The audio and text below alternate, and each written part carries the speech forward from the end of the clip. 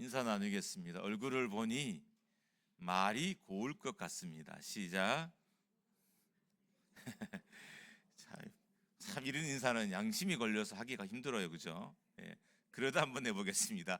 얼굴을 뵈니 말이 고울 것 같습니다. 시작. 얼굴을 뵈니 말이 고울 것 같습니다. 예, 그렇게 되길 바랍니다.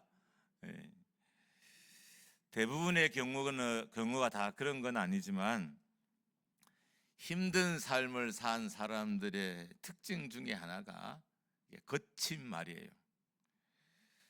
그러니까 아름답지 않은 말을 쓴다는 거죠. 제가 가끔 제 옛 이야기 하잖아요. 저도 힘들게 이제 대학 시절을 보냈기 때문에 그러니까 거친 사람들과 함께 있었죠. 저는 원래 거친 사람이 아닌데 거친 사람들과 오랜 기간 동안 함께 있다 보니까 저에게도 이렇게 거친 모습이 나타나게 되더라고요. 그러니까 좀 거친 힘든 삶을 사는 사람들의 특징 중에 하나가 거친 언어를 써요. 위협적인 말을 사용하고 거짓말을 하고 상처 주는 말을 하고 힘들게 하는 말을 합니다. 말의 감옥에 갇히게 되고 어느 순간 실제적인 감옥에도 갇히게 돼요. 이게 거친 말을 통제하지 못하면 어느 순간 내가 말의 감옥에도 갇히지만 이렇게 거친 말을 쉽게 하는 사람들이 실제적인 감옥에도 갇히게 됩니다. 말이 중요한 것은 말이 영성의 수준이기도 하고 말이 곧 삶의 수준이기 때문입니다. 말이 이렇게 영향력이 큰 것은 말에 힘이 있기 때문인 거예요. 그러니까 아무 힘이 없다면 말은 중요하지 않아요. 근데 고대로부터 지금까지 말을 계속해서 중요하게 여기는 것은 말에 아주 큰 힘이 있기 때문에 영향력이 있기 때문에 말을 중요시 여기는 겁니다. 말에는 권세도 있고 말에는 영향력도 있고 말에는 에너지도 있어요. 요즘은 제가 말씀 중에 성경 구절을 좀 많이 인용하는데 오늘도 좀 많이 이렇게 인용할 거예요. 왜냐하면 제가 잘 풀어서 선포하는 말씀도 중요한데 성경 그대로 여러분의 귀에 들리는 것도 되게 중요하겠더라고요. 그래서 아마 당분간은 좀 말씀 중에 성경 인용이 좀 많을 듯 싶습니다. 먼저 시편 109편 17절과 18절 말씀을 우리가 큰 목소리로 같이 한번 읽습니다. 시작. 그가 저주하기를 좋아하더니 그것이 자기에게 임하고 축복하기를 기뻐하지 아니하더니 복이 그를 멀리 떠났으며 또 저주하기를 옴니뜻 하더니 저주가 물같이 그의 몸속으로 들어가며 기름같이 그의 뼈 속으로 드러났나이다. 저주하기를 좋아했더니 그 저주한 말이 자기에게 임했고 축복하기를 기뻐하지 않았더니 축복이 나를 떠났다는 거예요. 그러니까 내가 남을 저주했더니 그 저주한 말이 다시 돌아와서 내게 임했고 남을 축복하기를 싫어했더니 축복이 내 삶을 떠났다는 것입니다. 저주의 말을 했더니 저주가 물같이 내장으로 들어갔고, 여러분 물이 신속하게 들어가잖아요. 내장으로요. 저는 아침에 새벽에 꼭 물을 이렇게 마셔요. 그런데 좀 약간 이제 찬물을 마시는데 원래는 따뜻한 물을 마셔야 되지만 찬물을 좀 마셔요. 정말 신속하게 내장으로 들어가는 것을 경험합니다. 그러니까 저주가 그렇게 신속하게 내게 임한다는 게 남을 저주했던 그 말들이 너무 빨리 내게도 임한다는 그런 의미인 거예요. 그리고 기름같이 그의 뼛속으로 들어갔다라고 합니다. 뼛속이라는 이 단어는 히브리어에서는 자아 또 본질이라는 의미도 함께 있어요. 그러니까 저주를 내가 옷 입듯이 했더니 옷은 매일 하루에 몇 번 입잖아. 입고 벗었다 하잖아요. 저주를 옷 입듯이 했더니 그 저주가 자아 안으로 그의 삶 안으로 신속하게 들어갔다는 거예요. 여러분, 저주의 말은 오랜 시간이 지나서 나에게 영향력을 끼치잖아요. 저주의 말은 신속하게 내 삶에 영향력을 끼쳐요. 그래서 우리가 저주의 말을 남에게도 하면 안 돼요. 남에게 하는 말은 곧 나에게 하는 것이기 때문에 곧 나에게도 신속하게 저주가 임한다는 겁니다. 반대로 생각하면 축복의 말이 신속하게 영향력을 끼친다는 의미예요. 남에게 하는 축복이 남에게도 신속하게 영향력을 끼치고 나의 삶에도 신속하게 영향력을 끼친다는 겁니다. 우리가 복을 누리지 못하는 것은 축복하기를 기뻐하지 않았기 때문인 거예요.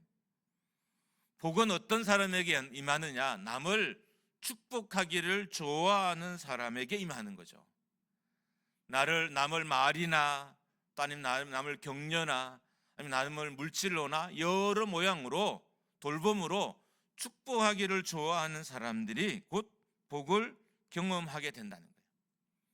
그러니까 복 받기를 원한다면 복을 달라라고 기도할 것이 아니라 다른 사람들을 신속하게 축복해야 되는 거죠.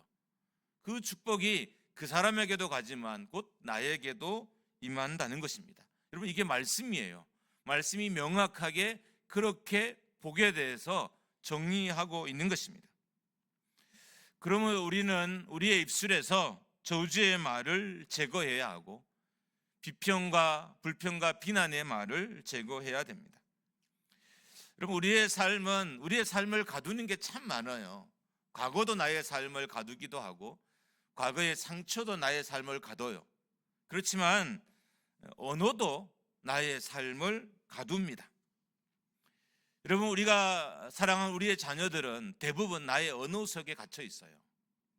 어머니와 아버지가 한 말 속에 아이들이 갇혀져 있는 거죠.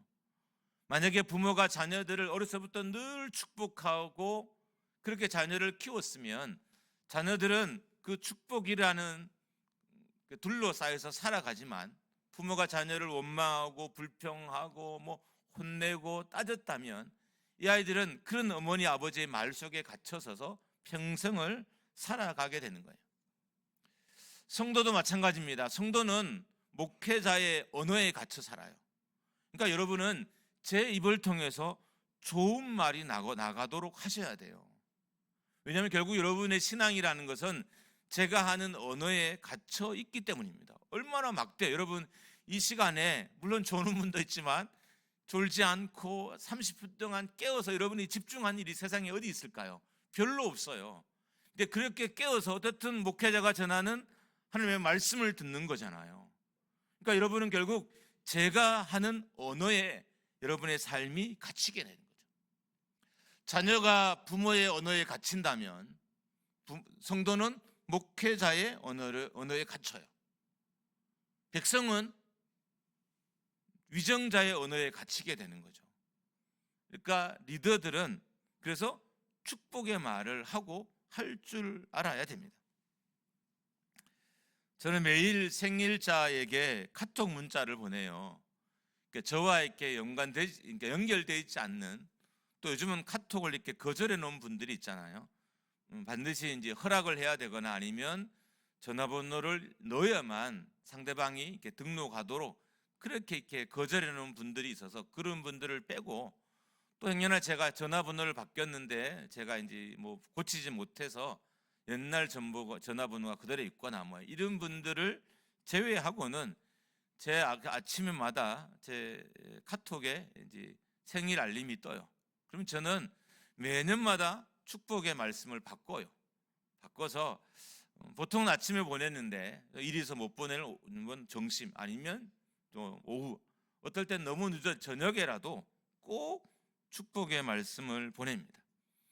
이미 받아보신 분은 알겠지만 원래 생일자 카톡 문자가 민수기 6장 24절에서 26절이에요. 오늘 우리가 읽은 이 본문이에요. 그래서 한번 크게 이 말씀을 좀 같이 읽어봤으면 좋겠습니다. 우리 한 목소리로 크게 같이 읽습니다. 시작. 여호와는 내게 복을 주시고 너를 지키시기를 원하며 여호와는 그의 얼굴을 내게 비추사 은혜 베푸시기를 원하며 여호와는 그 얼굴을 내게로 향하여 드사 평강 주시기를 원하노라. 할렐루야, 할렐루야. 이 복이 여러분에게 임하기를 주님의 이름으로 축복합니다. 제가 하루에는 많게는 한 10명 정도에게 보내요. 왜냐하면 생각보다 제 카톡에 많은 사람들이 들어 있습니다. 말씀을 준비해 이 생각이 들더라고요.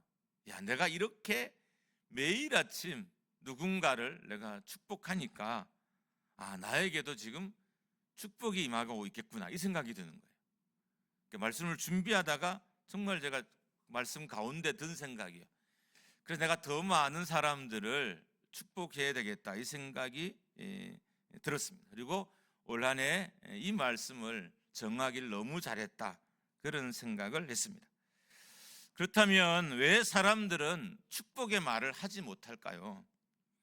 축복의 말이 좋다는 것을 모르는 사람은 한 명도 없어요. 근데 현실은 이 축복의 말을 가족에게나 가까운 사람들에게 잘 못합니다. 고린도전서 2장 3절을 보면 그 이유를 잘 알 수 있습니다. 우리 같이 한번 읽습니다. 시작. 그러므로 내가 너희에게 알리노니 하나님의 영으로 말하는 자는 누구든지 예수를 저주할 자라 하지 아니하고 또 성령으로 아니하고는 누구든지 예수를 주시라 할 수 없느니라. 이게 어떤 의미냐면 우리의 믿음의 고백은 우리의 의지와 우리의 결단의 결과가 아니라는 거예요. 믿음의 고백은 곧 성령의 역사라는 거죠. 성령으로 거듭난 사람들의 특징이고 성령이 그 안에 내주하는 사람들의 특징이고 지금 이 순간 성령과 함께하는 사람들의 특징이라는 거예요. 그러니까 우리가 성령의 사람이 되어야 믿음의 고백을 할 수 있고 영혼을 향한 축복의 말을 할 수 있는 것입니다. 축복의 언어는 성령으로 거듭나야 갖게 되는 언어예요. 축복의 언어는 내주하시는 성령과 함께 동행할 때 가지게 되는 언어예요. 그러니까 아무에게나 허락하지 않는 언어라는 거죠. 그래서 어떤 사람이 축복의 언어를 쓴다는 것은 이 사람이 하나님의 허락하심을 받은 사람, 성령이 그 안에 내주하시고 함께하는 분이라는 것을 증명하는 일인 거예요. 그래서 어떤 사람에 비해서 축복의 말이 나온다는 것은 그의 영적인 수준을, 영적인 단계를, 영적인 상태를 말해주게 주는 것입니다. 한 곳을 더 보겠습니다. 마태복음 16장 16절과 17절입니다. 같이 한번 우리 읽습니다. 시작. 시몬 베드로가 대답하여 이르되 주는 그리스도시요 살아계신 하나님의 아들이시니이다.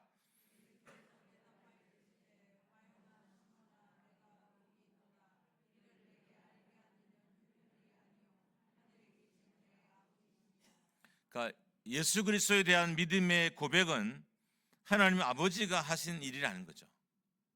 그러니까 하나님이 알게 하셨고 하나님이 고백하게 하신 일이라는 거예요. 그래서 우리가 하나님을 어떻게 고백하는지, 나의 믿음을 어떻게 고백하는지는 나와 지금 하나님이 어떻게 연결되어 있는지를 판단할 수 있는 좋은 도구인 거예요. 그러니까 성도의 입에서 믿음의 고백이 나오고 성도의 입에서 축복의 언어가 나온다는 건 그 사람이 지금 성령의 내주하신 성령과도 함께하고 있을 뿐만 아니라 하나님의 통치 아래 그의 영혼과 삶이 머물러 있다는 것을 증명하는 거예요. 그래서 교회 안에 축복의 말이 있는 것, 가정에 축복의 말이 있는 것, 한 개인의 삶에 축복의 말이 있는 것은 되게 중요한 지표가 됩니다. 고백하시는 이는 하나님 아버지라는 것입니다. 그러니까 이렇게 말하게 하시는 분이 하나님이라는 거예요. 하나님이 예수 그리스도 대신 보내신 보혜사 성령께서 하게 하시는 말씀이란 의미도 됩니다. 그러므로 하나님과 친밀함이 있는 사람, 성령이 그 안에 내주하는 사람의 입을 통해서 자녀를 향한 축복의 말이 나오고 권세 있는 말이 나오고 성도를 향한 축복의 말이 나오고 권세 있는 말이 나오는 것이에요. 더 나아가서 이웃을 향한 축복의 말과 권세 있는 말이 나오게 되고 그것이 그들에게 임하게 되는 것입니다. 우리가 모든 부정적인 말을 다 삼가하고 조심해야 돼요. 그러니까 부정적인 말 중에 조심하지 않아도 되는 말은 하나도 없어요. 근데 제가 오늘 특별히 하나를 좀 강조하려고 하는데, 그것은 부모에 대한 말을 조심하라는 거예요. 출애굽기 21장 17절을 같이 한번 읽습니다. 시작. 자기의 아버지나 어머니를 저주하는 자는 반드시 죽을지니라. 그러니까 부모를 저주하거나 비난하는 말은 돌로 쳐 죽일 죄에 해당한다는 의미인 거예요. 그러니까 부모를 저주한다는 것은 영적으로 있어도 심각한 문제인 것이고, 한 개인의 삶과 인격적인 면에서도 심각한 문제라는 거예요. 부모를 향한 저주와 비난의 말은 그냥 단순한 문제가 아니라는 거죠. 특별히 혈육인 자기를 세상에 있게 한 부모에게 저주와 비난의 말을 할 정도라면 이미 그 사람은 부정적인 삶의 순환에 완전히 갇혀버린 사람인 거예요. 그러니까 이 사람은 어디서든 저주의 말을 할 거라는 거죠. 그러니까 부모에 대해서 저주의 말을 하는 사람은 이미 부정적인 삶의 순환에 갇혔어요. 그래서 이 사람은 어디서든 어떤 공간에서든 곧 저주하는 말을 하게 되는 겁니다. 어떤 단체에서도 그렇게 하고요, 어떤 권위자에 대해서도 그렇게 하고요, 어떤 사람일지라도 저주할 것입니다. 그리고 확실한 것은 그가 내뱉은 저주의 말이, 그가 내뱉은 비난의 말들이 그의 삶도 이렇게 둘러 에워쌀 거예요. 말씀드렸던 것처럼 내 입에서 나온 축복은 상대방에게도 영향을 끼치지만 나의 삶에도 신속하게 영향을 끼쳐요. 물이 내 입을 통해 내 내장에 신속하게 들어가듯이 저주나 축복도 내 삶에 신속하게 임하게 되는 거예요. 그래서 우리가 부정적인 말이나 저주나 불평의 말들을 멈춰야 돼요. 특별히 부모를 향한 말은 반드시 멈춰야 되는데, 그것은 내가 부모를 향해 저주를 한다는 것은, 비난의 말을 한다는 것은 누구를 향해서도 그 말을 할 수 있다는 의미인 거예요. 저를 향해도 할 수 있다는 의미인 거예요. 만약에 여러분이 안 그러시겠지만 부모에 대해서 저주의 말을 하는 분이다, 그럼 여러분은 저에게도, 목사인 저에게도 조금만 수가 틀리면 저주의 말을 할 거예요. 사랑하는 여러분의 남편과 아내, 자녀들에게 대해서도 저주의 말을 할 것이고, 여러분의 삶이 달려있는 직장 오너들에 대해서도 저주의 말을 할 거라는 거예요. 그래서 우리가 부모를 향해서 나쁜 말이 나오냐 나오지 않느냐는 그 사람을 판가름할 수 있는 좋은 지표가 되는 것입니다. 더 중요한 것은 내가 내뱉은 말들은 결국 내 주변을 둘러싸고 있어요. 이게 이 내뱉은 말들이 그 사람의 삶을 둘러싸고 있는 거 아니라 결과적으로는 내 삶을 둘러싸고 있어서 내가 그 부정적인 삶의 순환에 갇혀서 부정적인 모습으로 계속 살아가게 되는 것입니다. 한번 따라하겠습니다. 말을 고치지 않으면 인생이 고쳐지지 않습니다. 할렐루야. 말이 고쳐지지 않으면 인생이 고쳐지지 않아요. 그러니까 우리는 말에 대해서 크게 긴장이 없어요. 왜냐하면 말을 많이 하는 대상이 주로 누구예요? 가깝거나 가까운 거리에 있거나 이런 사람들인 거죠. 그리고 평상시에 말을 많이 했던 사람들이기 때문에 우리는 말에 대해서는 긴장을 잘 하지 않아요. 근데 중요한 것은 긴장하지 않다 할지라도 말은 영향력이 있다는 거예요. 내가 무시해도 영향력이 있고 내가 긴장을 하지 않아도 영향력이 있어요. 그래서 그 말이 그 사람에게도 갈 뿐만 아니라 나의 삶에도 결국 말의 결과들이 쌓이게 된다는 겁니다. 신앙도 마찬가지입니다. 말이 고쳐지지 않으면 신앙도 고쳐지지 않아요. 만약에 지금 여러분에게 영적인 변화가 필요하다, 그럼 여러분 말을 고치셔야 돼요. 기도하는 말을 고치시고, 성도와 교제할 때 사용하는 말을 고치시고, 여러분이 가정에 쓰는 말을 고쳐야 여러분의 믿음의 변화가 일어날 수 있습니다. 부정적인 말, 저주의 말, 비난의 말은 어둠의 권세를 세상에 퍼뜨리는 말이에요. 반대로 긍정적인 말, 축복의 말, 격려의 말은 광명의 빛을, 광명의 권세를 세상에 퍼뜨리는 말인 것입니다. 하나님의 말씀에는 인생을 바꾸는 권세가 있고 인생을 새롭게 하는 권세가 있어요. 말의 권세가 있는데 특별히 하나님 말씀에는 가장 큰 권세가 담겨 있는 것입니다. 우리가 이번 주 새벽에 약간 묵상을 했었는데 세례 요한은 요한복음 1장 23절에서 자신을 소리라고 했어요. 그리고 예수님에 대해서는 말씀이라고 했습니다. 그러니까 예수님은 자기의 소리와 같이 쉽게 사라지는 말씀을 전하는 분이 아니고 변하지 않고 영원한 말씀을 전하는 분이라고 해서 자기는 소리라고 하고 예수님에 대해서는 말씀이라고 했어요. 특별히 예수님의 말씀에는 권세가 있기 때문에 자기의 소리와는 완전히 다르다는 것을 세례 요한이 알았어요. 그러니까 세례 요한은 따지면 자기의 입은 다물어야 하고 예수님은 끊임없이 말씀해야 된다는 거죠. 자기는 오늘 아침에 나누었던 걸 세해야 주고 예수님은 흥해야 자기 인생뿐만 아니라 자기 민족이 살아난다는 것을 그가 알았던 거예요. 그래서 나는 소리요, 반대로 예수님은 말씀이다 라고 이렇게 제자들에게 선포했던 것입니다. 여러분, 세례 요한만 말씀의 권세를 안 게 아니에요. 예수님의 어머니 마리아도 말씀의 권세를 알았습니다. 요한복음 2장 5절입니다. 우리 같이 한번 읽습니다. 요한복음 2장 5절 시작. 그의 어머니가 하인들에게 이르되, 제가 그냥 읽습니다. 너희에게 무슨 말씀을 아시든지 그대로 하라 하니라. 그러니까 예수님 그리스도의 말씀이 어떤 일을 일으키는지 제자들이 알았던 거죠. 이렇게 가나 혼인잔치 때 예수님이 마리아가 종들에게 한 말이에요. 그러니까 마리아는 예수님이 하신 말씀을 주의 깊게 들었고 그 말씀에 권세가 있던 걸 알았어요. 그래서 종들에게 예수님이 무슨 말씀을 하시든지 그대로 하라라고 명령했고 종들은 그 말씀에 순종해서 가나 혼인잔치의 기적이 일어날 수 있었던 겁니다. 또 한 사람을 더 보려고 합니다. 민수기 14장 28절입니다. 같이 한번 보겠습니다. 14장 28절 같이 준비됐나요? 제가 한번 읽습니다. 그들에게 이르기를 여호와의 말씀에 나의 삶을 가리켜 맹세하노라. 너희 말이 내 귀에 들린 대로 내가 너희에게 행하리라. 이게 시므이와 다윗과 관계된 이야기예요. 시므이가 도망가는 다윗을 저주해요.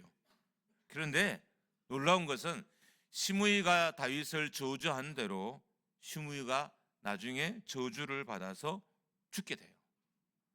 그러니까 다윗을 저주했더니 그 저주가 다시 시므이에게 돌아온 것입니다. 하나님은 시므이가 다윗에게 내뱉은 저주를 다 기억하셨고 그 저주대로 그의 삶에 쏟아 부으셨어요. 그래서 결국 칼에 죽게 되었습니다. 말씀은 뿌린 대로 거둬지게 됩니다. 여러분, 지금 어떤 말씀을 여러분의 가정 또 여러분의 삶에 이렇게 뿌리고 있나요? 여러분의 삶은 말씀의 뿌림의 결과인 거죠. 어떤 말씀의 씨앗을 뿌리느냐에 따라서 지금 내가 삶을 누리고 경험하게 되는 것입니다.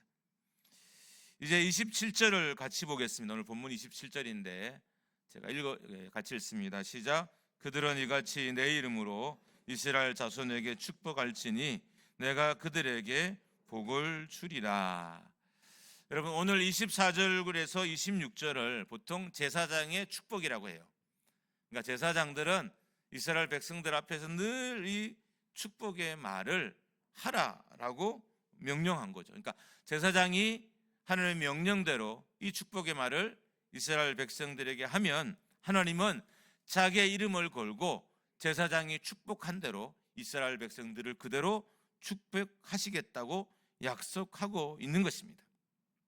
특별히 이 약속을 보면 하나님의 의지, 하나님의 인격을 걸고 하시겠다는 의미예요. 내가 복을 주는데 나의 인격을 걸고 나의 의지를 걸어서 내가 반드시 그 사람을 축복할 거니까 너희는 날마다 이렇게 이스라엘 백성들을 축복하라라고 권면하는 것입니다. 하나님 여러분과 저에게 입술의 권세를 주셨어요. 여러분, 우리 입술에도 권세가 있습니다. 그러니까 우리 입에 나오는 대로 하나님이 행하셔요. 자, 그러면 우리가 이 입술의 권세를 어떻게 사용해야 될까? 첫 번째 우리의 입술의 권세가 향할 곳은 하나님인 거죠. 하나님을 찬양하고 하나님께 영광 돌린 일에 나의 입술의 권세가 사용돼야 되는 거죠. 그러니까 찬양과 영광이 사람을 향하지 않게 하고 하나님을 향해져야 된다는 그런 의미인 거예요. 그러니까 사람을 높이는 일에 입술의 권세를 사용하지 말고 하나님을 높이는 데 입술의 권세를 사용하라는 거예요. 이번 예배 전에 우리가 한 20분 찬양하잖아요. 이 찬양의 시간에 온전히 우리 입술을 통해서 하나님께 경배와 영광을 올려드리라는 그런 의미인 거예요. 찬양의 입술이 사람을 향하면 그건 저주가 돼요. 찬양의 입술이 하나님을 향하면 하나님께 영광이 되지만 내가 사람을 찬양과 경배하게 되면 그것은 곧 저주가 되게 되는 거죠. 그래서 첫 번째 우리 입술의 권세를 하나님을 위해서 써야 한다.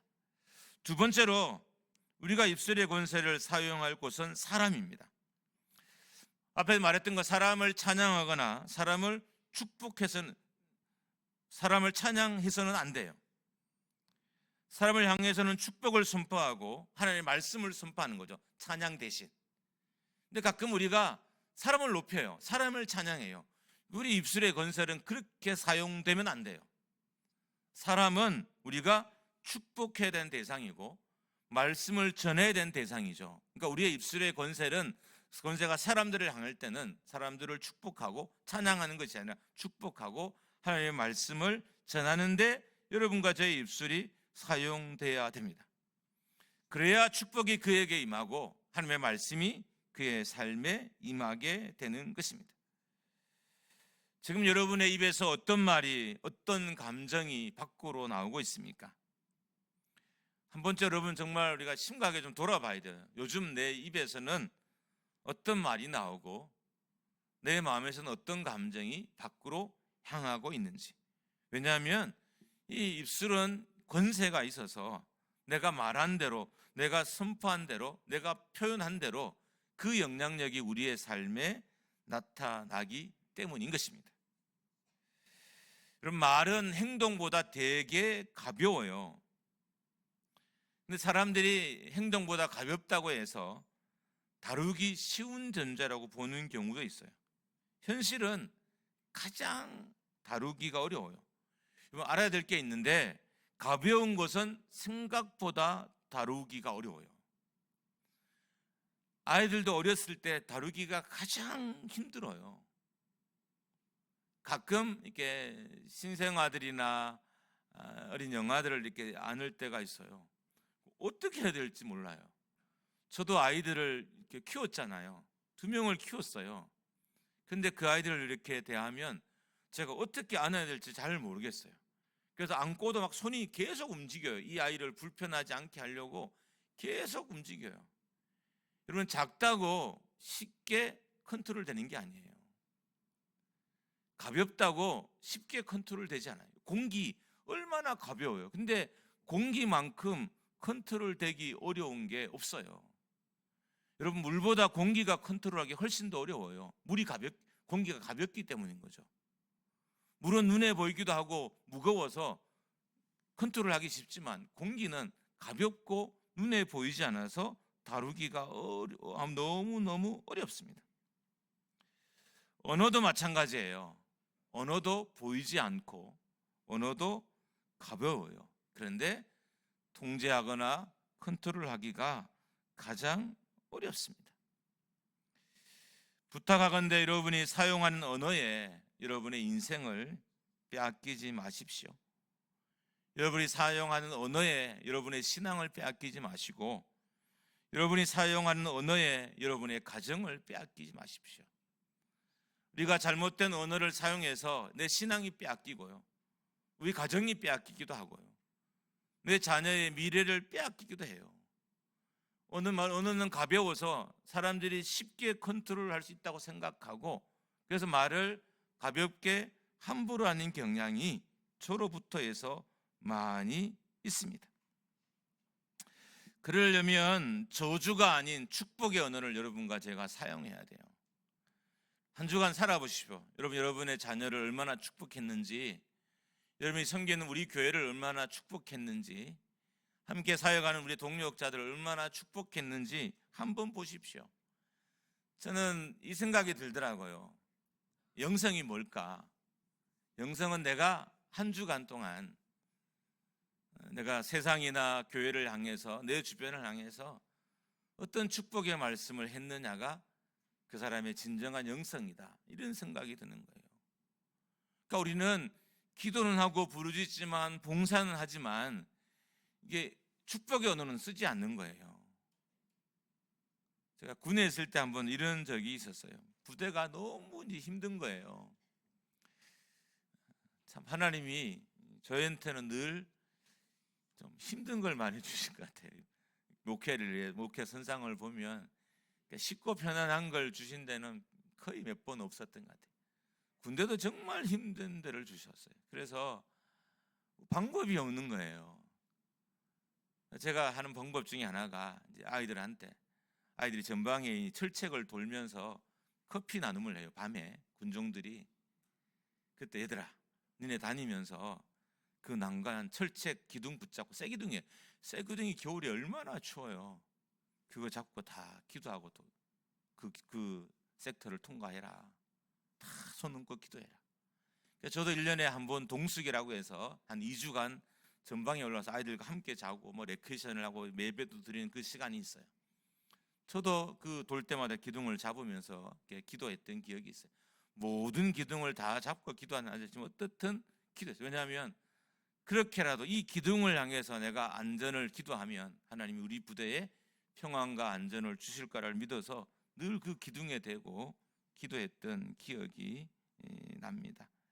여러분, 지금 여러분의 언어는 어떤 모양새로 하나님을 향하고 있습니까? 지금 여러분의 언어가 어떤 모양으로 성도들에게 향하고 있고, 여러분의 가족과 자녀들에게 향하고 있습니까? 한번 좀 살펴보십시오. 내가 축복의 말을 하는지, 내 말에 권세 있는 말이 나가는지, 아니면 조제의 말이 내 입을 통해 나가고 있지 않은지를 한번 꼭 살피십시오. 여러분, 좋은 교회는 어떤 교회일까요? 생명의 언어, 축복의 언어가 있는 교회가 좋은 교회예요. 크고 웅장하고 화려한 교회가 아니라 축복의 언어가 있는 교회가 좋은 교회인 거죠. 부족해도 잘했다, 그리고 실수해도 수고했다, 그리고 좀 모자라도 열심히 했네, 고마워 라고 하는 생명과 축복의 언어가 있는 교회가 좋은 교회죠. 좋은 삶도 마찬가지입니다. 어떤 삶이 좋은 삶일까요? 생명의 언어와 축복의 언어가 있는 좋은 삶이에요. 좋은 지위를 지니고 좋은 직책을 맡은 사람들이 잘 산 게 아니라, 나이가 들어서까지 그 입에 생명의 언어가 남아있으면 좋은 삶을 산 거예요. 연세 드신 어르신들에게 끝까지 생명의 언어, 축복의 언어가 남아있기를 주님의 이름으로 축복합니다. 할렐루야. 여러분, 가까이 막 사람들이 오게 만드세요. 축복하니까 가지 않겠어요? 만약에 어떤 권사님이 저만 보면 막 칭찬을 하고 막 그래요. 그런 권사님들이 있어요. 이건 비밀인데 그 권사님 앞에는 자주 가고 싶어요. 비밀이에요. 제가 말하면 여러분 상처받을까 봐 말을 하면 안 되는데, 어떤 비밀이에요? 더 제가 가고 싶어요. 신기하죠. 아마 여러분이 저에게 잘 다가오지 못하는 것도 제가 그렇게 축복의 말을 좀 덜해서 아닐까라는 생각도 좀 해봤어요. 아무쪼록 우리 교회에 축복의 언어, 생명의 언어가 있기를 주님의 이름으로 축원합니다. 함께 우리